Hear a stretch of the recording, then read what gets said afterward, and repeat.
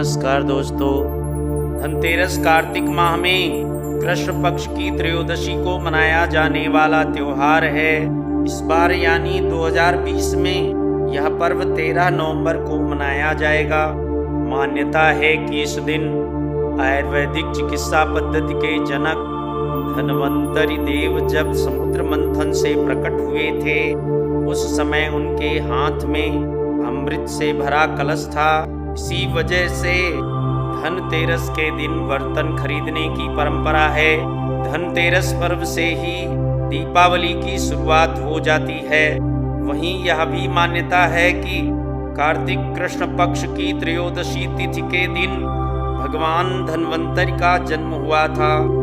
इसलिए इस तिथि को धनतेरस या धन त्रयोदशी के नाम से जाना जाता है।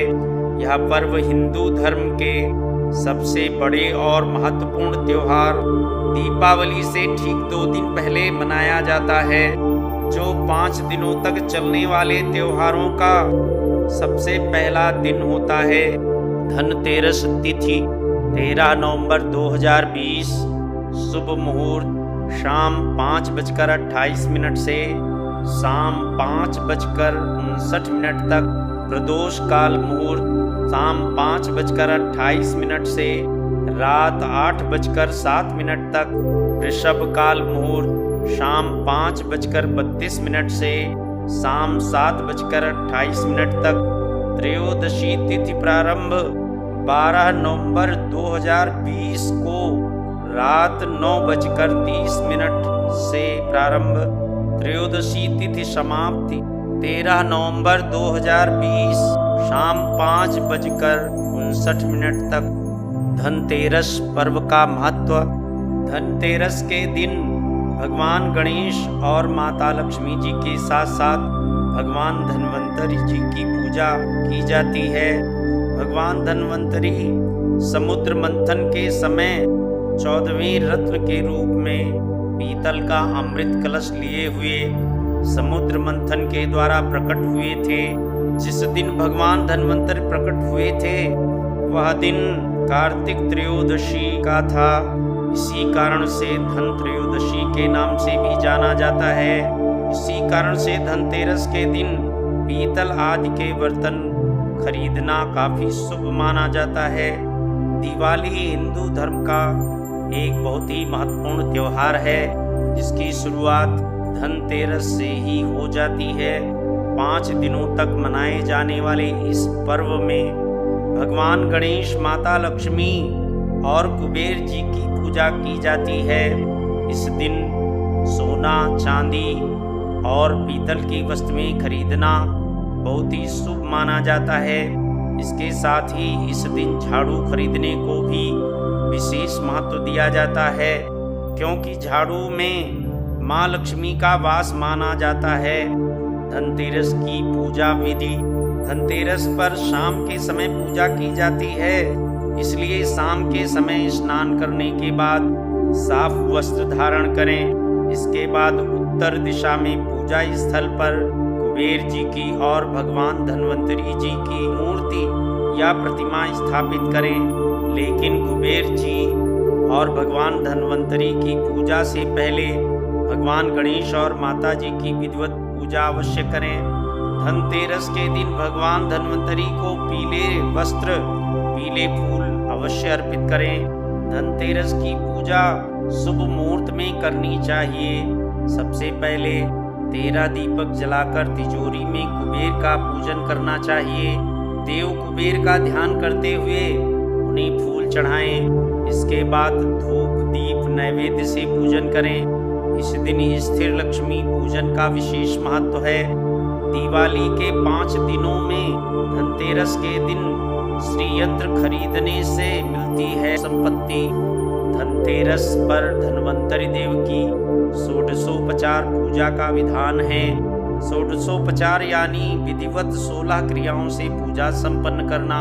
इसमें आसन, पाद्य अर्घ्य, आचमन, स्नान, वस्त्र, आभूषण, गंध, पुष्प, धूप, दीप, नैवेद्य, आचमन, दक्षिणा युक्त तांबूल, आरती, परिक्रमा आदि है। इस दिन शाम के समय घर के मुख्य द्वार और आंगन में दिए जलाने चाहिए, क्योंकि धनतेरस से ही दीपावली के त्योहार की शुरुआत होती है। धनतेरस के दिन यमदेव की पूजा की जाती है। माना जाता है कि इस दिन यमदेव का पूजन करने से यमदेव हमें अकाल मृत्यु का भय दूर करते हैं। इसलिए दीप जलाते समय पूर्ण श्रद्धा से उन्हें नमन करने के साथ ही यह भी प्रार्थना करें कि वे आपके परिवार पर दया दृष्टि बनाए रखें और किसी की अकाल मृत्यु न हो। धनतेरस की पौराणिक कथा। एक समय की बात है, भगवान नारायण ने मृत्यु लोक जाने का सोचा तो माता लक्ष्मी जी ने भी भगवान विष्णु के साथ चलने को कहा। तो श्री हरि नारायण ने एक शर्त रखी कि जो मैं कहूँगा अगर आप वैसा ही करेंगी तो आप मेरे साथ चल सकती हैं। विष्णु जी की इस बात को लक्ष्मी जी ने स्वीकारा और दोनों पृथ्वी पर आ गए। विष्णु जी ने माँ लक्ष्मी जी से कहा कि जब तक मैं ना आऊं आप यहाँ पर बैठो और मैं जिस भी दिशा में जा रहा हूँ आप उस दिशा में मत देखना। माता लक्ष्मी जी ने हाँ तो कर दिया, लेकिन मन में सवाल उठा कि आखिर दक्षिण दिशा में क्या है जो मुझे मना कर दिया। लक्ष्मी जी को ये बात पसंद नहीं आई और थोड़ी देर में विष्णु जी के पीछे पीछे चल दी। तो कुछ दूर जाकर देखा एक खेत में सरसों उग रही थी। माता ने सरसों का फूल तोड़ अपना श्रृंगार करने लगी और फिर गन्ने का खेत आया तो गन्ना खाने लगी। तभी विष्णु जी की नजर पड़ी तो उन्होंने माता लक्ष्मी जी को शाप दिया कि तुमने किसान की चोरी की है, तुम्हें सजा के रूप में 12 वर्ष तक किसान की सेवा करनी होगी। माता लक्ष्मी किसान के घर चली गईं और भगवान विष्णु क्षीर सागर आ गए। किसान बहुत गरीब था तो माता लक्ष्मी जी ने किसान की पत्नी से उनके स्वरूप लक्ष्मी जी की पूजा करने को कहा। किसान का घर अन्न धन से भर गया। 12 वर्ष बाद जब विष्णु जी लक्ष्मी जी को लेने आए तो किसान ने मना कर दिया। तब श्री हरि ने एक युक्ति सोची और वारुणी पर्व पर लक्ष्मी जी को फिर लेने आए और कौड़ियाँ देते हुए कहा कि मैं तब तक यहाँ रहूँगा जब तक तुम गंगा स्नान करके नहीं आते। किसान ने 4 कौड़ियाँ गंगा में डाली तो 4 हाथ गंगा में से निकले और उन कौड़ियों को ले लिया। तब किसान को ज्ञान हुआ कि वह कोई देवी शक्ति है। फिर किसान ने माँ गंगा से पूछा कि ये 4 भुजाएं किसकी हैं?